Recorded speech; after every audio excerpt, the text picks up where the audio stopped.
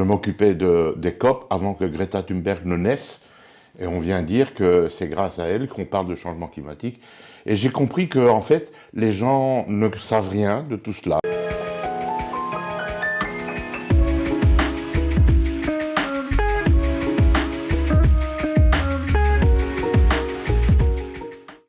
Bienvenue sur la chaîne YouTube de Contrepoint. Nous avons le plaisir d'accueillir Samuel Furfary. Samuel Furfary, bonjour. Bonjour. Vous êtes ingénieur, docteur en sciences appliquées, professeur en géopolitique de l'énergie. Vous avez travaillé 36 ans à la Direction générale de l'énergie de la Commission européenne. Vous êtes l'auteur d'une vingtaine d'ouvrages dont Énergie, mensonge d'État.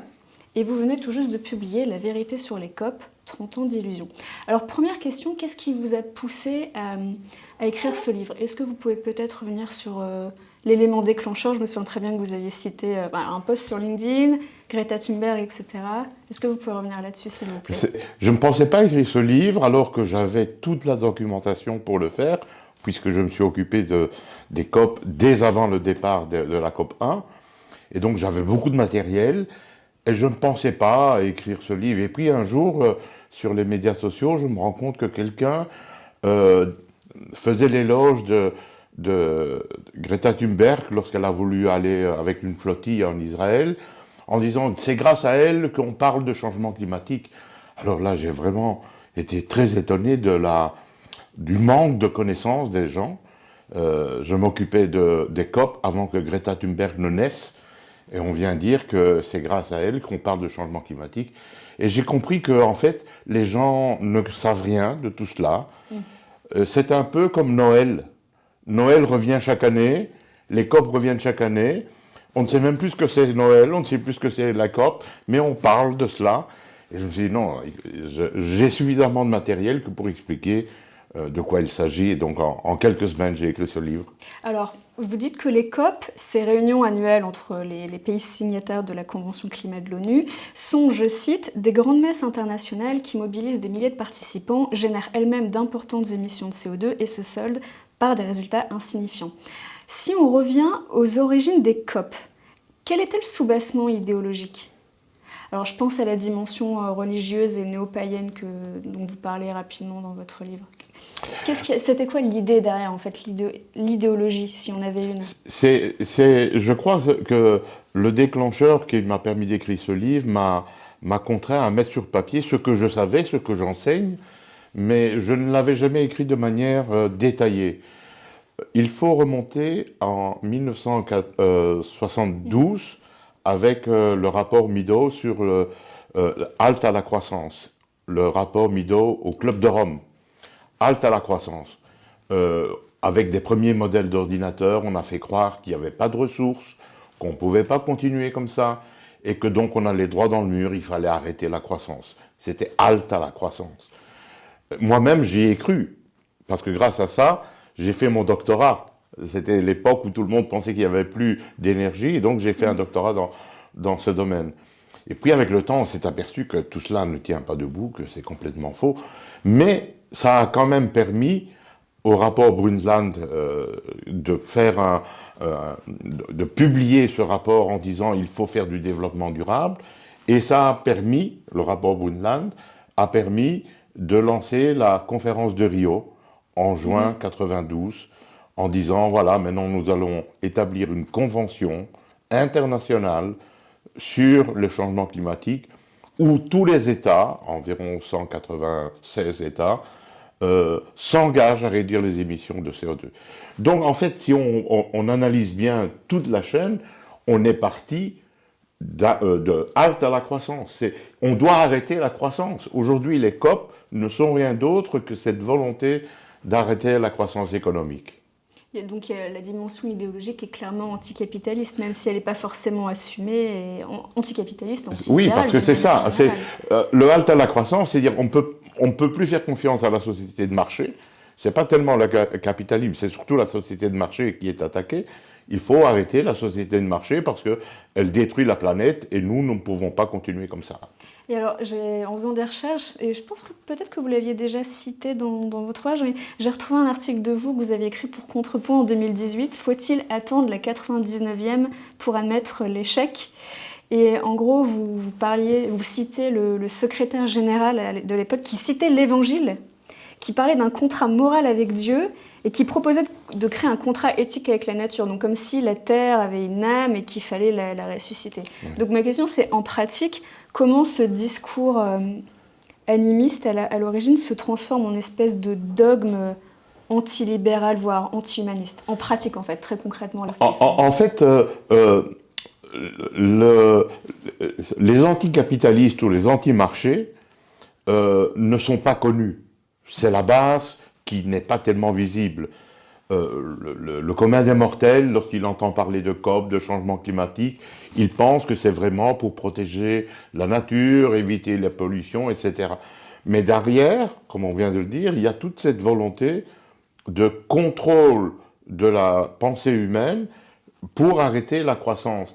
Et cela s'est transformé aussi dans une vision manichéenne de la société en disant la nature l'homme détruit la nature en faisant de l'économie de marché. L'homme détruit la nature, et c'est Kofi Annan qui a dit cette phrase lors de la COP 0, moi je l'appelle la COP 0, la conférence de Rio en 92, qui a dit que nous allons détruire la planète, il faut faire un contrat éthique avec la nature, et c'est pour ça qu'il y a un mélange à la fois de bonne volonté pour dire on ne doit pas polluer, il y a une volonté aussi religieuse en disant il faut déifier la nature. Il disait qu'il faut retourner à la déification du Rhin, du Nil, etc. Oui. Mais il y a aussi la volonté d'arrêter le marché. Il faut arrêter le marché, halte à la croissance. Donc très concrètement, arrêter le marché, en fait, est-ce que vous pensez que ces gens, en tout cas, ou ces militants qui se cachent peut-être, ont vraiment conscience de ce que ça veut dire arrêter le marché? Parce que le marché, dans le fond, c'est quoi? Il n'y a que des individus. Qu'est-ce que ça veut dire? Contrôler les échanges économiques, nationaliser les entreprises Certaines personnes y croient vraiment.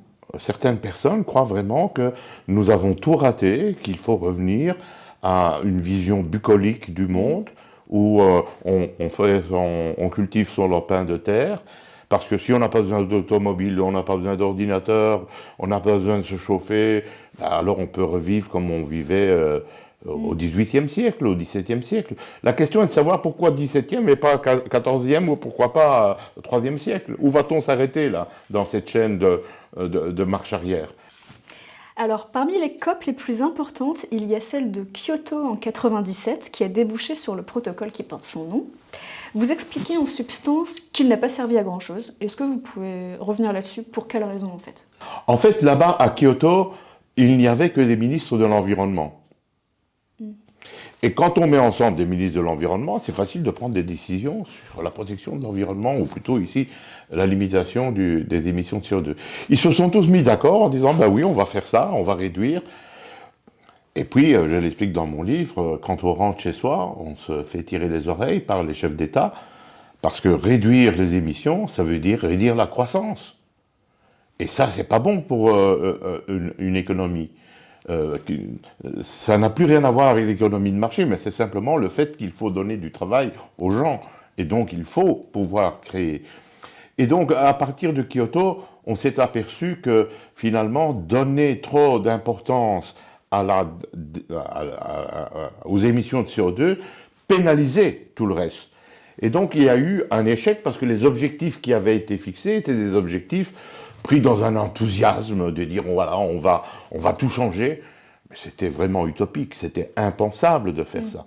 Notez bien qu'on n'a pas raté complètement parce qu'il y a eu la crise des subprimes qui a paralysé le monde et donc on a pu se rapprocher des objectifs. Mais s'il n'y avait pas eu la crise des subprimes, ça aurait été une catastrophe totale. Oui, mais après, est-ce qu'on peut vraiment parler de réussite dans la mesure où la crise des subprimes, c'était pas quelque chose qui était voulu. Ah non, et encore heureux d'ailleurs. Bien sûr. Mais donc ça voudrait dire qu'on utilise un événement purement conjoncturel qui par ailleurs a été désastreux pour des millions de ménages et on le présentait comme une réussite au prétexte que ça réduirait... Ils ne le disent pas comme ça, ils vont vous présenter des chiffres en disant, voyez, on n'était pas tellement loin. Mais ils ne vous disent pas que c'est à cause de la crise des subprimes qu'on n'était pas tellement loin. Oui, voilà, c'est exactement ce que vous expliquez dans votre livre. Lorsqu'on compare l'impact carbone des différents pays à échelle mondiale, on peut difficilement dire qu'il incombe aux pays européens de faire des efforts en priorité. Et parce qu'en l'occurrence, les plus gros pollueurs sont la Chine, les États-Unis, etc. De votre expérience, est-ce que ce point est suffisamment pris en compte lors des COP? Il n'était pas pris en compte parce que les COP ont été organisées, poussées, dirigées par l'Union européenne. Et donc tout ça existe parce que c'est l'Union européenne qui était derrière ça. C'est pas l'Inde qui va demander d'organiser des COP pour faire de la décroissance. C'est sûr. Et donc l'Union européenne a toujours continué à dire, voilà, vous voyez, nous on est les leaders, on peut y arriver, on le fait nous-mêmes, mais les autres ne sont pas intéressés. L'Europe se prétendait être un leader, mais personne ne l'a suivi. Et c'est ça la dure réalité des COP. L'Europe voulait que tout le monde la suive, elle a fait harakiri dans son économie, en faisant de la décarbonation à tout train, mais les autres n'ont pas suivi. Et est-ce que vous pouvez nous expliquer d'où vient le fameux seuil de 1,5 degré? Est-ce qu'il est réaliste selon vous? Parce qu'au final, c'est l'Union européenne qui a fixé cet objectif-là. Alors, Sur quoi ça repose, en fait? lors de la conférence de Paris, il y a eu de grands débats sur ce 1,5 ou 2 degrés, limité à 1,5 ou 2 degrés. Et on n'est pas parvenu à un accord. Et donc, dans le texte, on dit 2 degrés et si possible 1,5. Mais ça ne veut rien dire, ce genre de choses, vous voyez. Donc, ce sont des décisions politiques qui trompent les gens. Parce que, de même à Kyoto, l'objectif qu'il fallait atteindre, c'était 2008-2010. Mais là aussi, comment voulez-vous obtenir un objectif impossible à atteindre en 2008, alors que vous dites que peut-être même pas en 2010? Et alors, justement, c'est toujours l'exagération et l'urgence. Urgence, urgence, urgence, de manière à ce qu'on ne se pose pas et qu'on n'analyse pas l'échec. Tout à fait. Et alors nous, on avait fait le calcul à contrepoint, on s'est rendu compte qu'il fallait 10 ans de confinement pour atteindre les objectifs de l'accord de Paris. C'est-à-dire que rien qu'en 2020, on a une baisse de 6% des émissions de CO2, mais ça restait tout de même 1,6 point inférieur aux recommandations du programme des Nations Unies pour l'environnement. Alors est-ce que ça ne revient pas à se poser la question suivante, c'est quel modèle de société voulons-nous? Parce que déjà, même si le confinement ne parvient pas à atteindre cet objectif, qu'est-ce qu'il faut faire en fait? Je crois que vous avez raison de soulever cette question parce que on oublie l'horreur que nous avons vécue pendant la COP, pendant les confinements. C'était vraiment triste et terrible. Si on devait vivre avec cet objectif de décarbonation, ben on ne ferait plus que ça. Et ça, personne n'est prêt à l'accepter. On ne peut pas. C'est plus une vie humaine.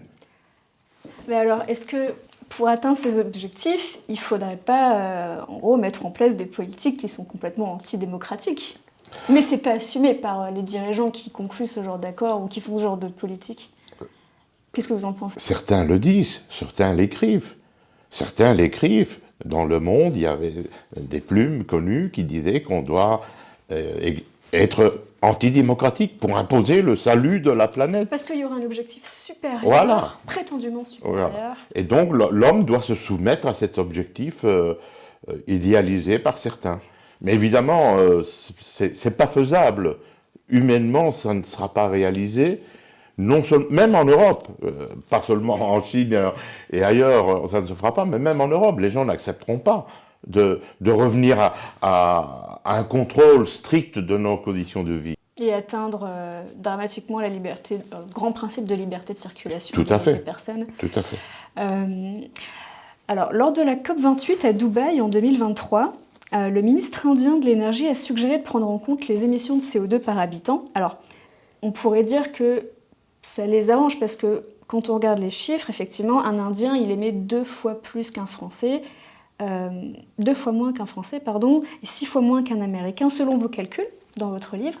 Mais lorsqu'on regarde les émissions à échelle globale, en fait, on se rend compte que l'Inde émet sensiblement plus que la France et un autre pays, la Chine, émet beaucoup plus que l'UE. Donc, et à eux seuls, d'ailleurs, la Chine et l'Inde émettent 38,6% du CO2 mondial. Alors ma question c'est, dans le fond, est-ce que c'est pas 2 modes de calcul qui impliquent 2 objectifs complètement différents? C'est-à-dire soit en gros on conserve notre mode de vie, soit on l'abandonne totalement, toujours dans cet objectif de réduire les émissions? La question est fondamentale. Est-ce que c'est le pays dans son entièreté qui émet de trop ou l'individu? Et évidemment, quand on a des masses de population comme en Inde, ben, il faut tenir compte de cette masse. Mais individuellement, ça ne représente rien du tout.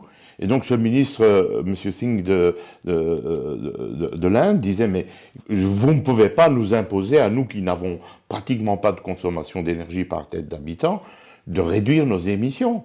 Ce n'est pas admissible. Il faut dire que l'Inde a fait d'énormes progrès ces dernières années. Narendra Modi a voulu électrifier toute l'Inde.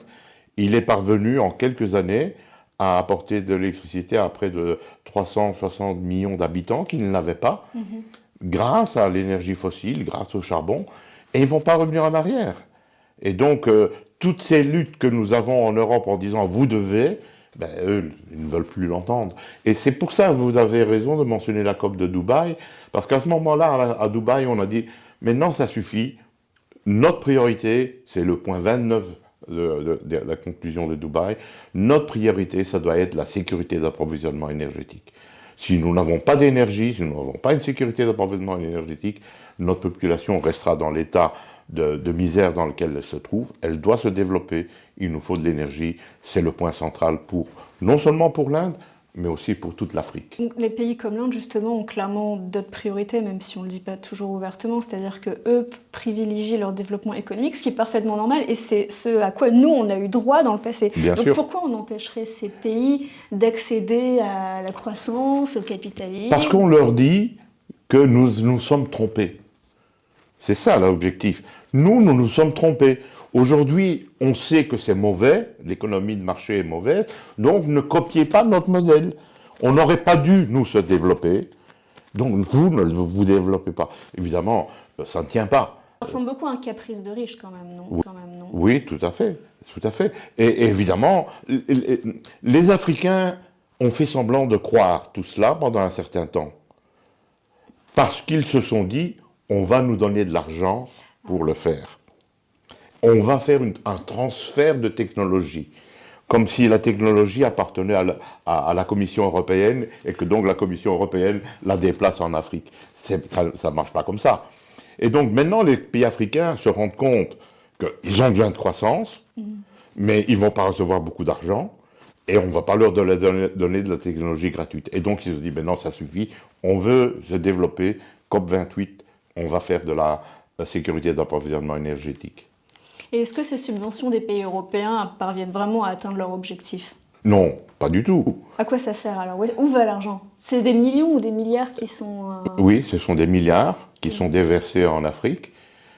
Vous savez, quand le gouvernement allemand donne des financements dans un pays africain pour acheter des éoliennes, ben, ils espèrent vendre des éoliennes Siemens. Donc c'est un transfert des taxes du citoyen allemand vers une entreprise allemande. Et tout ça coûte très cher, et donc la rentabilité, il reste toujours d'argent qui traîne quelque part, et donc c'est pas fort efficace non plus pour le changement climatique. Et puis, est-ce qu'il y a vraiment une évaluation a posteriori, un suivi des fonds, en fait, parce qu'il y a aussi des problèmes de corruption dans les pays africains. Donc, C'est triste, mais il n'y a jamais eu d'évaluation sur tout ce que les COP ont fait. Jamais? Jamais. Il n'y a pas eu d'évaluation. C'est toujours une course en avant, toujours plus, toujours plus, toujours plus. Il aurait suffi d'analyser les résultats de la COP 3. Déjà à l'époque. Ouais. Déjà à l'époque, et de montrer que ça ne marchait pas. Mais non, on ne l'a jamais fait. Et ils n'ont pas l'intention de le faire. Parce qu'il faut toujours venir à l'urgence, l'urgence. Et donc on n'a pas le temps d'analyser les erreurs du passé. Il faut aller de l'avant. C'est un mécanisme pernicieux.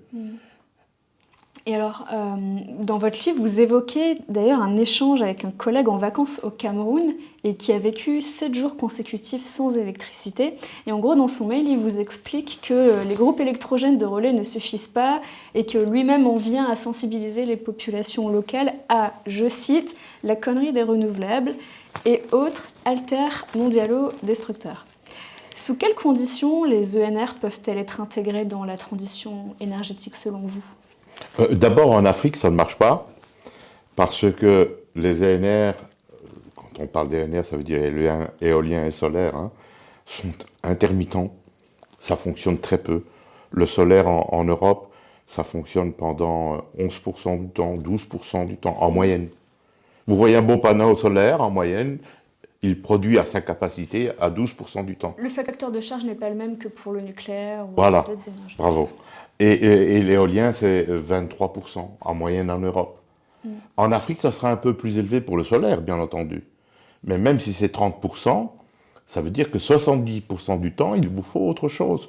Donc, quand vous installez une centrale solaire, en plus, vous devez installer une centrale classique, thermique. Et donc, vous devez faire 2 investissements. Qui va se permettre à faire 2 investissements? En Europe, on a pu le faire, parce qu'en Europe, nous avions déjà tout le système, et on vient rajouter quelque chose, et donc le système peut absorber les variations.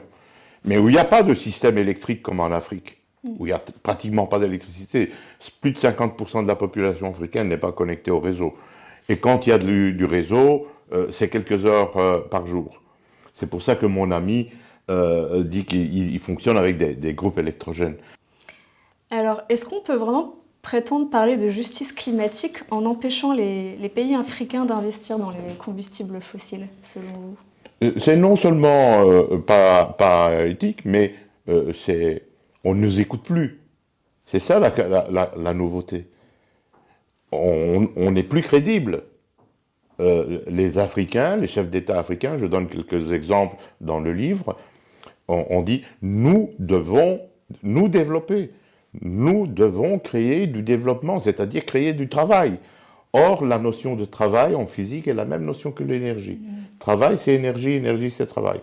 Et donc, l'Afrique doit travailler. Et pour travailler, elle doit avoir de l'énergie. Et donc, on a beau leur dire ne nous copiez pas, ils ne nous écouteront plus. D'ailleurs, je ne comprends pas pourquoi nous, on devrait leur dire de ne pas se développer, parce que tant qu'ils ne se développeront pas, l'immigration de masse va continuer, évidemment. Un Africain qui se retrouve dans une situation de désarroi va préférer venir en Europe, évidemment.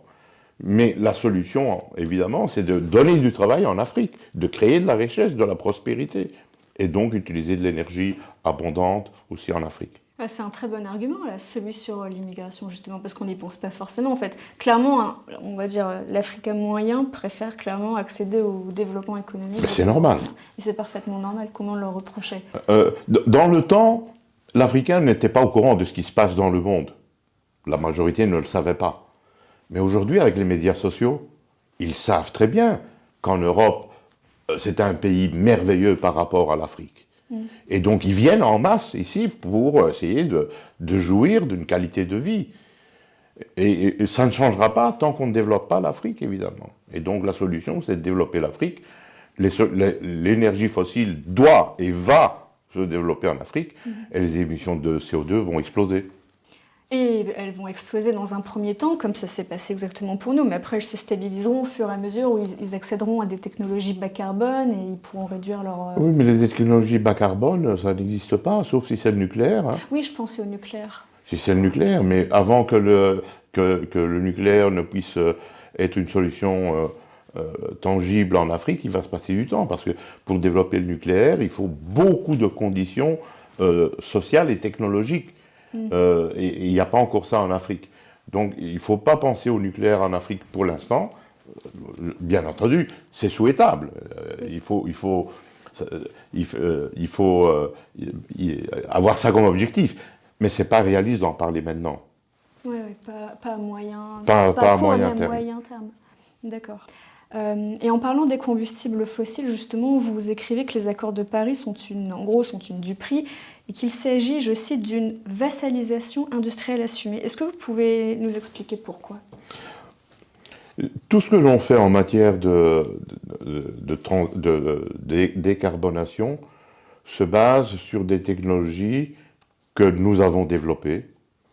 Moi, je me souviens qu'on a développé à la Direction générale de l'énergie dans les années 80, énormément de technologies pour développer des éoliennes, des panneaux solaires, la géothermie. C'est nous qui avons développé tout ça. C'est l'Europe qui a développé tout ça. Et puis la Chine a copié tout cela. Elle a eu le courage de ne pas fermer ses mines. Nous avons en Europe une éclipse minière. On a pensé qu'on n'a plus besoin de mines. Or, sans matériaux, sans minéraux, on ne fait rien du tout. Absolument rien. Une éolienne ne naît pas comme ça du hasard. Il faut des matériaux. Il faut ouvrir des mines. Et même chose pour les panneaux solaires. La Chine l'a fait. Et nous, on est resté derrière. Et donc, le marché des éoliennes, le marché des pompes à chaleur, le marché des panneaux solaires, le marché des voitures électriques est en Chine. Donc, en gros, comment dire ? En fait, en misant principalement sur les énergies renouvelables, ça revient à nous rendre dépendants de pays comme la Chine. Tout à fait, malheureusement. Malheureusement, non seulement les voitures électriques vont être de plus en plus chinoises, mais même les trains. Il y a un mois, la société de chemin de fer autrichienne a acheté un train chinois. Voilà. Au lieu d'acheter un train Alstom ou Siemens, ils ont acheté un train chinois. Et qu'est-ce que vous pensez du fait d'avoir abandonné le gaz russe depuis la guerre en Ukraine ? Est-ce que vous pensez que c'était une bonne idée d'un point de vue stratégique, j'entends, ou pas ? Est-ce que des considérations morales et éthiques doivent primer sur peut-être un certain réalisme économique, peut-être ? Il y a beaucoup de gaz dans le monde. C'est une nouveauté par rapport à 40 ans. Il y a 40 ans, il y a beaucoup de gaz dans le monde. Le gaz est abondant. Il se trouve partout. Même Israël produit du gaz, vous vous rendez compte. Et donc, si on veut se passer du gaz russe, on a le moyen de se passer du gaz russe. Simplement, il faut des infrastructures. Et donc, du jour au lendemain, c'est difficile, parce qu'on n'a pas les infrastructures. Je pense surtout à l'Allemagne. L'Allemagne a refusé, de manière déterminée, de construire un seul terminal gazier. En France, il y a le terminal de Montoire de Bretagne, il y a Dunkerque, il y a Fos-sur-Mer, à Fos-sur-Mer. Un peu partout en Espagne, il y en a 7. En Allemagne, il y en avait 0. Pour diverses raisons qu'on ne va pas développer, mais la principale, c'était que les écologistes ne voulaient pas ces terminaux gaziers. Puis il y a d'autres raisons. Et donc l'Allemagne s'est retrouvée en disant: on ne veut pas de gaz naturel liquéfié, c'est-à-dire qu'on ne veut pas se donner de la liberté. On reste prisonnier des Russes. Et de l'indépendance aussi. Et bien sûr, c'est une grave erreur stratégique. En 2000, en octobre 2000, la Commission européenne a publié un livre vert sur la sécurité d'approvisionnement énergétique. Et une des conditions pour avoir une sécurité d'approvisionnement énergétique, c'était de diversifier les pays dont on importe notre énergie.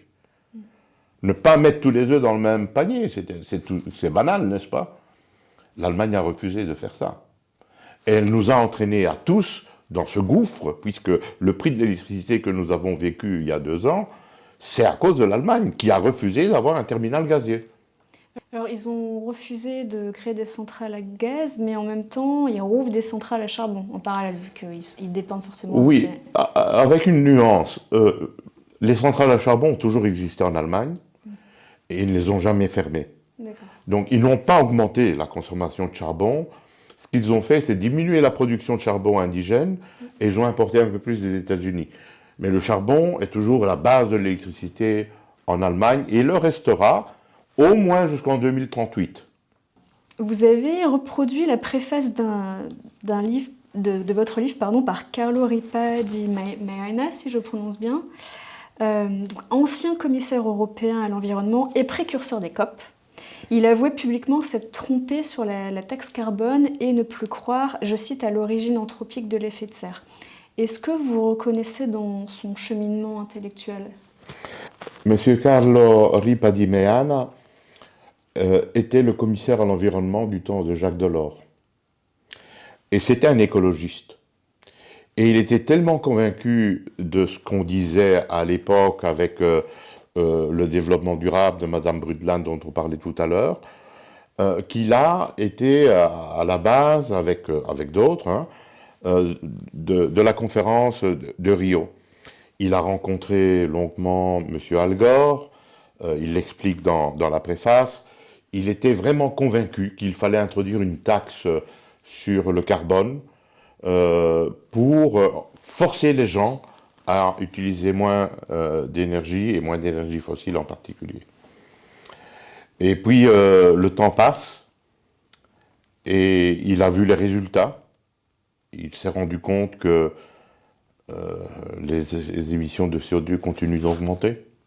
On a oublié de le dire, mais depuis la COP 1, elles ont augmenté de 65%. Oui. Hein.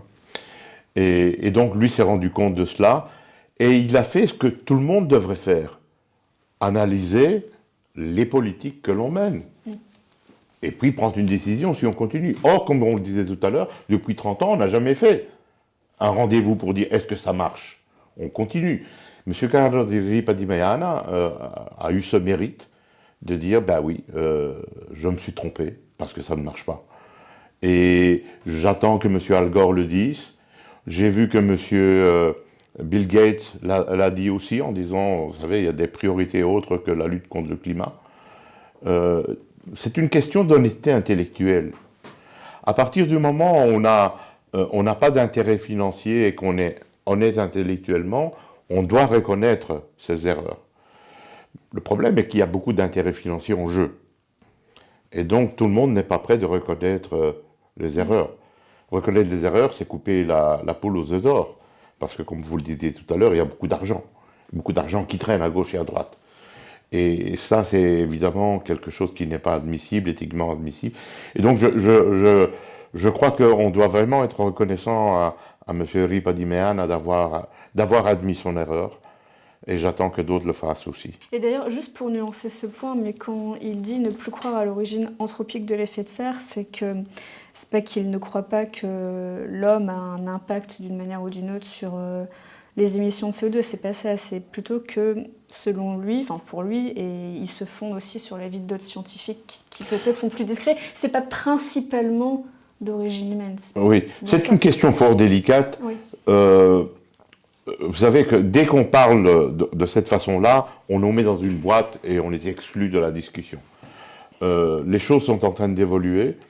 Pour résumer la situation, pour que nos téléspectateurs le sachent, il y a des gens qui affirment que les émissions de CO2 n'ont aucun impact sur le CO2. Oui. C'est le cas de mon professeur de chimie. Quand j'étais étudiant, j'ai eu un professeur qui est encore en vie, et lui est tout à fait convaincu qu'il n'y en a pas. Et puis il y a les gens du GIEC qui pensent qu'il y a tout à fait un impact énorme, catastrophique même. Et puis il y a toute une nuance entre les deux, beaucoup de nuances. Et donc, c'est pas l'objet de mon livre, je ne veux pas faire l'analyse de tout cela, mais il faut savoir qu'il y a énormément de positions différentes dans tout ce domaine. Et au final, ça revient peut-être à se dire que, comment dire, il y a le débat scientifique d'une part, et puis il y a la récupération médiatique de l'autre, c'est-à-dire que certains médias, certains journaux ont intérêt à entretenir peut-être cette rhétorique catastrophiste, mais sans forcément présenter toutes les nuances qui existent dans le débat scientifique. C'est un peu ce que vous... Oui, les médias européens ont pris fait et cause pour le changement climatique, et ils ne tolèrent aucune nuance. C'est pas le vrai ailleurs. Même en Italie, c'est pas aussi vrai qu'en France. Et puis aux États-Unis et ailleurs, il y a beaucoup de médias reconnus qui sont plus nuancés.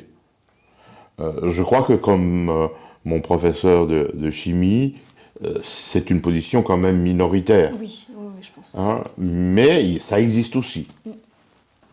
Alors, juste pour conclure cette interview, j'aimerais vous montrer une image. Je ne sais pas si vous l'avez déjà vue, mais qui résume, selon moi, assez bien ce que sont les COP.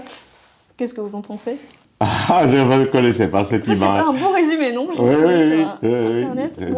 Tout à fait ça. De plus en plus de personnes vont dans les COP, des milliers et des milliers de personnes. Je crois que c'était 70 000 personnes. En avion, et ils explosent leur quota carbone et Oui. ils font la morale à la Terre entière. Mais ils plantent des arbres après, en Mais compensation. Oui, on peut Voilà. leur accorder Mais sans ça. doute que ce sont les administrations qui payent pour la plantation et pas les individus qui vont en cette... Samuel Furfari, merci beaucoup de nous avoir accordé cette Merci à vous. interview. Vous pouvez retrouver La vérité sur les COP, 30 ans d'illusion, aux éditions L'Artilleur. Merci beaucoup d'avoir regardé cette vidéo et à très bientôt sur la chaîne YouTube de Contrepoint.